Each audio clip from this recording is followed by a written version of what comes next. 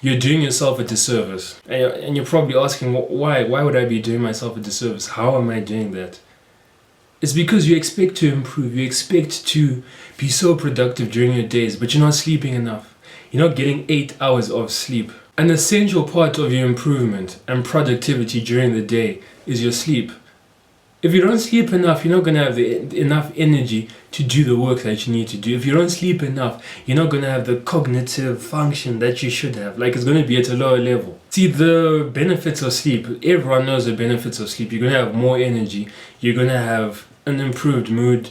You're going to have better cognitive function. You're going to be able to learn better, remember things more. Like, literally everything you can think of improves as you sleep more. You even get stronger. You'll do better in the gym. You will have more gains. You will gain more muscle. You look more aesthetic as you sleep more and more and more. Okay, so now that we've established that you need to sleep more, then the next question is, okay, how much should I sleep? How long should I sleep every night? 99.9% of you said 8 hours. And that is true, you should be sleeping for 8 hours. But let me emphasize that you should be sleeping for 8 hours. The problem is we only allocate 8 hours to sleeping. We allocate 8 hours to like being in bed. But it's not like the moment you get into bed, you fall asleep. You don't. You probably spend like 10, 20, 30 minutes trying to fall asleep. And you'd be surprised of how many times you actually wake up during the night. How many times you wake up, but then you won't obviously remember because you're like very drowsy. Time in bed doesn't equal time asleep.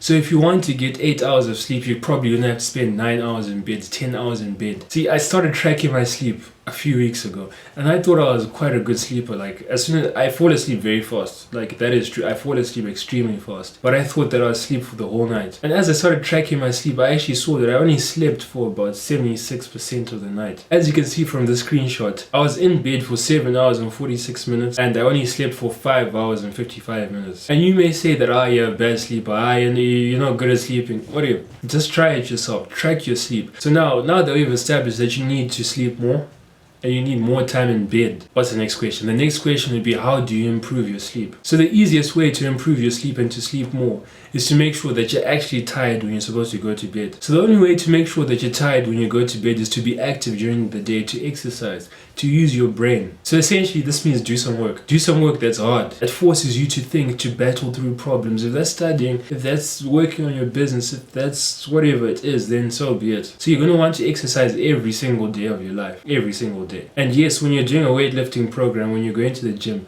it's probably not good. It's not good to go to the gym every single day. But it just means that on your rest day, you're not just sitting in bed the whole day. You go for a walk, you go for a run, you stretch, you do whatever, you do yoga, or whatever you do. Because as human beings, we weren't made to be sedentary. We weren't made to be sitting around the whole day, to even sit at desk for as long as we do.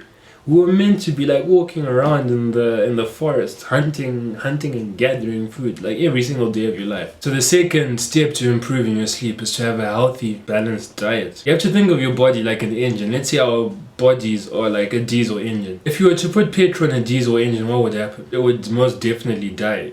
You would ruin the engine. That's because petrol is the wrong fuel for that type of engine. So when you apply the same type of thinking to what we eat, there's good food and there's bad food. So in short, I'll tell you, stay away from processed foods. Because processed foods are the petrol to our diesel engines. Our bodies are diesel engines. Petrol is going to ruin our body. And you need to eat more vegetables, healthy fats, avocados. Avocados are honestly the best fruit. If you're going to eat one fruit for the rest of your life, eat avocados. What are our lunches? Wow. Huh? Let me time my lunch in free. Let me tell my... And the last step to improving your sleep, this is something weird you probably never thought about. What you must do is as soon as you wake up, if you wake up before the sun's out, then you're probably going to have to wait.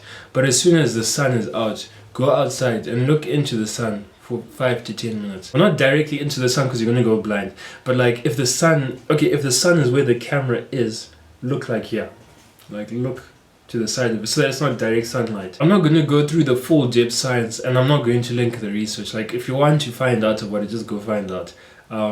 Andrew Huberman is a good source to find all this stuff. With regards to this topic of like the sun, the first thing that we need to know is that all cells in our body have to know what time of day it is. So by looking at the sun first thing in the morning, it tells your body that, okay, now is the start of the day. It stabilizes your circadian rhythm. And when you look into the sun first thing in the morning, because of the brightness of the light, so you've probably found that whenever you go outside in the morning, you gain more energy because it promotes wakefulness. And another thing with looking in the sun is, as soon as you look into the sun, as soon as you get enough bright light into your eyes, it will start a timer for when you should get tired. And this timer for most people is about 16 hours. Once this timer has been started, after 16 hours, you're going to have a spike in melatonin, and that's going to cause you to sleep. You're going to have to do this at the same time. You're going to have to wake up at the same time and go to sleep at the same time. It's going to wire your body to sleep and wake up at the exact same time. And when your body knows what time it's going to sleep and what time it's going to wake up, it optimizes both of those situations. Another good thing about looking into the sun first thing in the morning, or getting sunlight first thing in the morning, and the last thing is, you need to avoid bright lights at the end of the day. The specific time you want to avoid bright light, especially bright blue light, is between 11 p.m. and 4 a.m. In the study, they found that anyone who was exposed to extremely bright light during that time, they had a reduction in their learning capabilities, their memories were worse, they had less energy, less strength, and the list goes on and on and on.